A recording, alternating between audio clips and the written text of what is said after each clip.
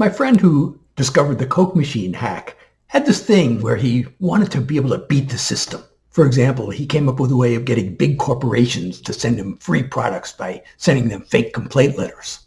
So one day he got this junk mail for this contest, and it was this thing that was designed to scam older people. I guess he got it from his grandparents. And the winner of the contest gets a $25,000 prize, which in today's money would be $160,000. And it was just this crossword puzzle. There was a column on the right with a three-letter word, and then there were three three-letter word rows. Each letter of the alphabet had a point value, and the goal was to fill in the puzzle and get the most number of points possible. Only in the first round, they pretty much gave you the answer. So for example, the column would say car, and so then the first row would be a three-letter word starting with C, and there'd be a hint, an animal that goes meow. Duh. So the scam was that you could enter for free. And of course, you would win, and you'd get another mailing congratulating you for making it to round 2. Only now, to continue, you had to pay an entry fee. Now this puzzle had like a $25,000 prize, which in today's money would be like $160,000. So my friend thought, what if we could use a computer to defeat this problem?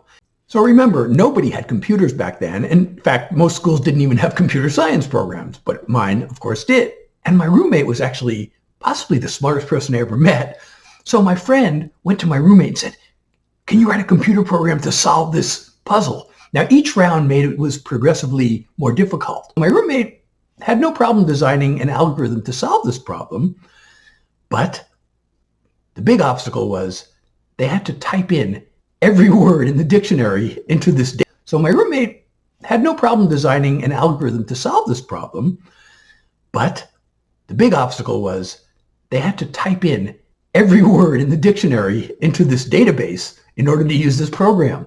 So I was not involved in this, but I heard them talking about it all the time, and they got this little team together to do this, and they were less motivated by the money than they were about just seeing if they could pull this off. So they entered all the words in the dictionary. This took a couple of weeks, and they made it to the second round, and then they won the third round, and they won the fourth round. But then, unfortunately, the final round, they changed the puzzle. And instead of a column on the right side of the puzzle, it was an entire grid, and there were no squares blacked out. So the idea was to get every across and down had to be a real word, and you had to maximize the number of points. And even if my friend could have come up with an algorithm to do this, back then the computer certainly did not have the computing power to solve it. So the attempt to scam the scammers failed.